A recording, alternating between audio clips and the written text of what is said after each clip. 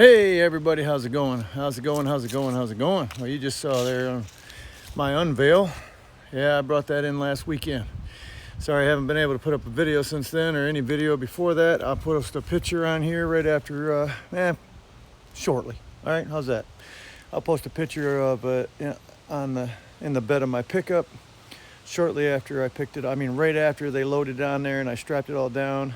I pulled out of their yard off to the side of the road. I mean, just 100 yards or so, and took that picture. You'll see that here shortly. But until then, as you can see behind me, all you see is my wife's camper in the house. You don't see my pickup truck.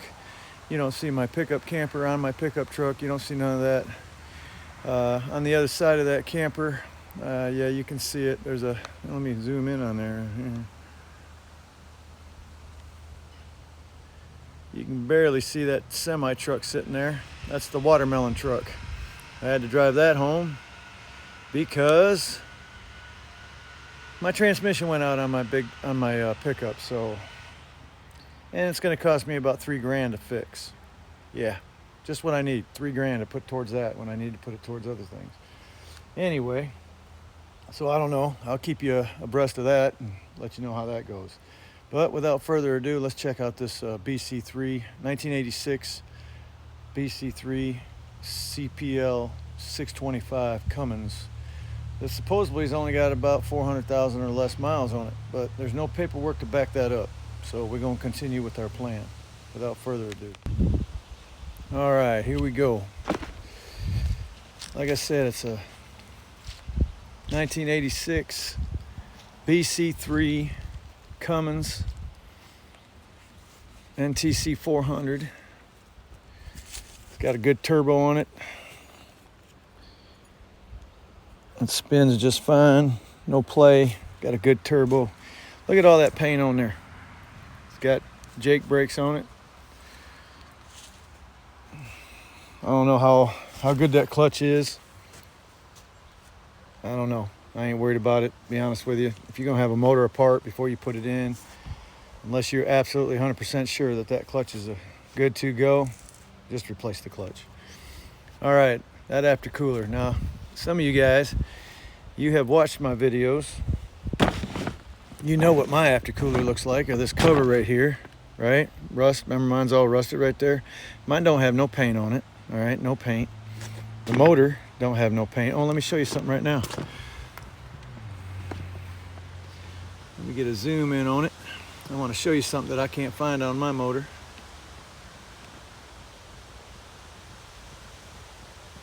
Yeah, what's that right there? Yeah, that's the serial number, engine serial number. Yep. Can't find that on my motor. Why is that? Because, well, you know, it's all rust. That's why.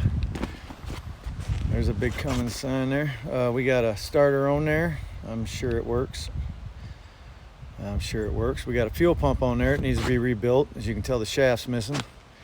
There's a few other things missing on it, but that's okay because y'all know I got me a BCIII fuel pump that's already been rebuilt. It'll bolt right on there. Now it looks, he told me it was in undercover the whole time he had it. But if you can see right there, it looks like there was a leak in the barn that it was sitting in because all the rust is right there around that front part of the motor. All the way around. All the way around. So it's not terrible, nothing to worry about. But you can see the motor's still got paint on it. I mean, so it stands to reason that this motor's only got 400,000 miles on it. That exhaust manifold, see, I'm gonna take that exhaust manifold off. I'm gonna take that intercooler off. I'm gonna take that turbo off, although I'm not gonna use it because I don't need a turbo. I do need an exhaust manifold. I'm gonna use that one. I do need an intercooler. I'm gonna use that one. I need an aftercooler cover. Right, I need an aftercooler cover, but I can probably get that cover off, but I ain't gonna get the one off on my truck. So I'm just gonna take this whole piece off right here, the whole aftercooler, and that's gonna bolt right on mine. And look at there, we got Jake brakes on there, so we're gonna use them. We're gonna use the aftercooler crossover tube, and it's got a, look at that. That ain't old at all. So I'm gonna strip this motor down, strip it all down, use the parts on it that that I can use on my motor to get my motor roadworthy, and then rebuild this block. Fan ain't no good. It's got a broken blade, which I'm just pointing that out. I could care less, really. I have to assume that everything on there is good. That I'm gonna rebuild. I think I'm gonna rebuild that auxiliary drive. Yeah, why not rebuild all the stuff that can be rebuilt, and then once I well, when I need it on my motor, then I can use it, because the one on my motor probably needs to be rebuilt. That one might not need to be rebuilt, might just need to be cleaned up. Get it checked out for the air compressor, because I don't know, the one on mine sure could stand to be changed. I'm stumbling over my damn words now. Sorry about that, folks.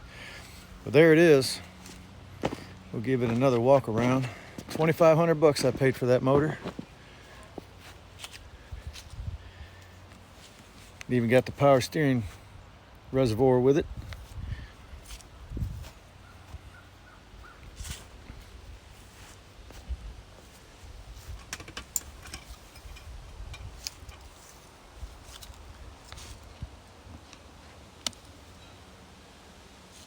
Oh, there we go. There it is. There she blows. That's the one. Paid $2,500 for it. Look at them belts. Them belts are in good shape too. I ain't worried about them. I can definitely use them on mine. Yep, them are new belts. Ain't even that old. So it stands to reason that primary drive, accessory drive, is probably in really good shape, and the air compressor is probably in really good shape. So no reason not to put that on my truck. Now the one on my truck works, so I'm just going to take that one off and put it in the barn. So again, I'm going to strip everything off this block. I'm going to get the block checked out, crank checked out. The heads, no reason why the heads are bad, so get them checked out. If they're good to go the way they are, then we'll keep them. Otherwise, I'll just get them rebuilt and buy me some reman heads. Okay, let's talk. All right, so there you have it. That's that $2,500 motor I told you all about. Again, it's a 1986. I took the serial number and did a reference on it. Shoot, what's that online? If you take the serial number and you go online to, dang it, I'll get it out there to you. I forget the name right now. You put it in there and they'll throw you back all the information, what CPL it is, and all the information you need. What year, where it was built, what city, state it was manufactured in, all that stuff. So I done checked it out. Like I said, it's an 86 BCIII CPL 625 Cummins, obviously. It was in a dump truck, what I was told, and the dump truck was just rotted out to the point they had to junk it. So they took the motor out of it because the motor didn't have that many miles on it, 400,000 or less. But man, like I said, if there ain't no paperwork to prove any of that, then I just don't believe it. I believe it based on the looks, what the motor looks like. Like I said, it's got all that paint on there. A lot of parts look new. Not that old at all. The block definitely looks like it could have been rebuilt not too long ago. 4 years ago, 5 years ago, 6 years ago, whatever. It's been sitting for about 18 months, 2 years, somewhere around there. That's what the guy told me. But hey, you know what? I don't care. My motor in my truck runs. The motor in that truck right there runs just fine. It runs real good. It's just got some parts on it that aren't good. So I got a motor now with good parts on it. So I'm just going to use the good parts on that motor, fix the motor on my truck. That motor will be good to go. Now, as I've said before, I don't know how many miles are on that damn motor. I just couldn't tell you. I could guesstimate, and at my guesstimation, there's about 1.3, 1.5, okay? That's my guesstimation. Now, where do I get that number from? I'll tell you. The guy that bought it originally in 85, 86, I think he bought it in 86, he drove it for 10 years over the road, give or take. All right, so there's a million miles right there if he drove 100,000 miles a year. We don't know if he drove that many or more. We just don't know. That was one owner. The guy I bought it from was two owners. I'm the third owner of that truck. Now the second owner, he bought it off the guy, the original guy, for a farm truck. It was a farm truck for hauling grain, seasonal grain. So how many miles did he put on it? You know, 300,000? Because I bought it in 2017, right? So in 96, the farmer bought it, 96, 97. So he had it for 10 years, and then it sat. Well, he said it only sat for 3 to 5, but I think it sat for longer than that. Maybe 3 to 5, I don't know, maybe 5 to 7, okay? Because of the rust, just the rust. So anyway, so I don't know how many miles are on that truck, 1.3, 1.5, let's put it that way. But it runs good, it's strong, it has no issues other than the parts on it that have issues, okay? It builds air, it don't spit and sputter, and then it had a leaking fuel pump when I bought it, and I haven't drove it with a new fuel pump on it yet, because I ain't even got it on there. So it should run better than it ran, and it ran fucking great. So I'd be stupid to pull that motor out of there and put one in it that I know nothing about. So that's what we're gonna do. We're gonna just stay on schedule, stay on track. We're gonna tear the parts off that new motor, put them on the old motor, make the old motor good to go, make the truck good to go, and then put that son of a gun to work. Now, for all you subscribers, thank you. From the bottom of my heart, thank you very much. It does mean a lot to me, and I apologize. From the bottom of my heart, I apologize that I have not been making the videos that I should be making, that I want to make. There's no doubt in my mind that I want to make these videos 2 a week, every week for the rest of my damn life, because I got lots to do and I got lots to make videos about, so I apologize. Now, if you guys want me to make videos every time I do anything besides work on the truck, because I haven't worked on the truck in weeks, months actually, I've been doing things that need to be done before winter gets here. I live in Michigan and we have winter, and a lot of shit don't happen in the wintertime because it's cold as shit. Okay, so there's a lot of things I'm getting done for winter, and then what happens? I find a motor that's $2,500. There it is. I drove all the way to Pennsylvania, 600 and some miles there, loaded it on the truck.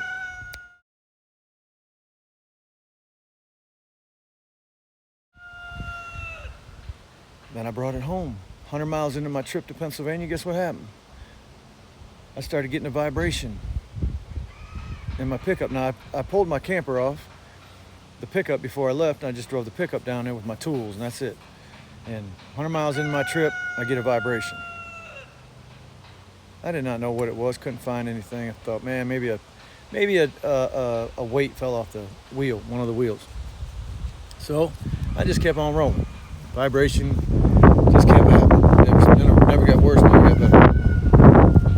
I finally found the vibration problem the next day after I picked up my motor. Finally found it. You know what it was? I'll tell you what it was.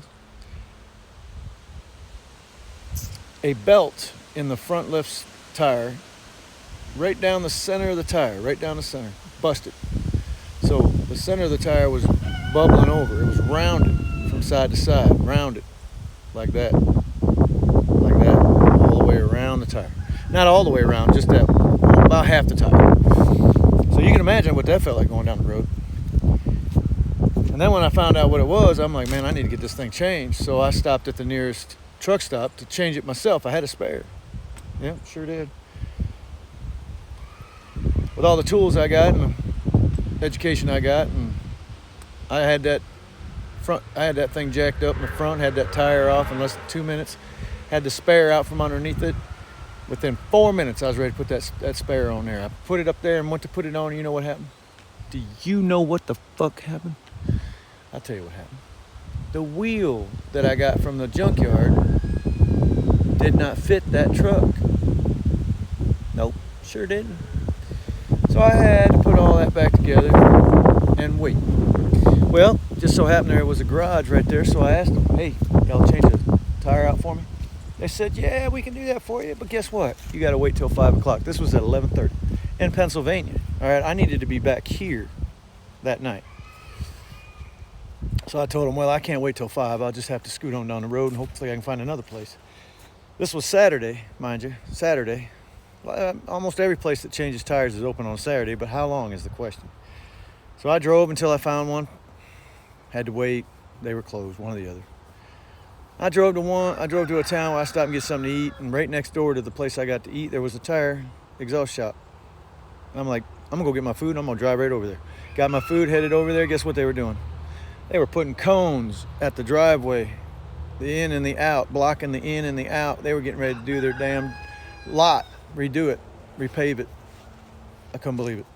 I gave up. I said, you know what? It's in the Lord's hands now. I'm driving this bitch home with the engine in the back, and if I don't make it, I don't make it. If I have to get towed, I have to get towed. Whatever. I'm driving. I'm done playing games. I drove that thing all the way home and drove it to work after I loaded the camper on it.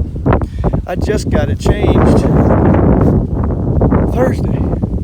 This past Thursday. Today is Sunday.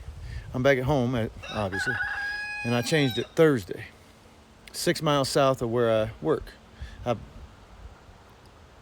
This video will contain some more footage from work later on. Anyway, so I went on down to Plainwell, which is 6 miles south of Martin, where I work, and I got that tire changed out. Did some other things while I was in the area. Headed back to Martin. I parked for the night, and on the way home back to Martin, 6 miles, mind you, 6 miles, something blew. Something, bam! Right? Like I thought it was a tire, except I didn't think it was a tire. It was like a tire blowing, but it wasn't like a tire blowing, because when a tire blows on that pickup with 80 pounds of PSI and them tires, what's it do? It makes a big fucking noise. That's what it makes. This didn't make a big noise. I felt it, and I somewhat heard it. It was just like something busted, something gave way, something let loose. That's what it felt like. So I pulled over to the shoulder and I looked all around. Didn't find nothing. Tires were all good. Belts on the tires were all good. Exhaust was all good. Tanks were everything was good. I couldn't find nothing. So I started driving, continuing on. And what do you know? Well, now we got a noise. And this noise sounds like metal scraping against metal. Like there's something up against the drive shaft or the hub or something that spins, you know? There's something rubbing up against that, and it's spinning and rubbing up against that piece of metal that's up against it. So I get back to Martin, and I get under it again, and I'm looking everywhere that spins that would have something rubbing up against it, making that noise. And nothing. I'm just upset. This is just what I need, right? Just what I damn need. So I go to bed that night. I get up the next morning. The first thing that comes to my mind, and I bet some of y'all even figured it out by now, transmission. I just blew a band in the transmission. That's what I did. I blew a band in the transmission. Boom, blew. Oh, man, just what I need, right? Just what I need. All right, so I started making some phone calls. I called I'll be honest, I called 3 places. Did some research online and called 3 places. The same number kept popping up, right around $3,000. And that's to rebuild my motor. Fix whatever's broken, pull it out of the pickup, tear it all down, fix whatever's broken, rebuild, put a rebuild kit in it, make it better than factory, which I've had transmissions rebuilt in the past, so I know what they're talking about. And put it back in the truck, and that's $3,000, right around $3,000. I called Ford first to see what they say. How long can I drive it with a busted band? And they said, well, the guy laughed at me. I couldn't believe it. He laughed. Well, I wasn't surprised. You know, he laughed at me.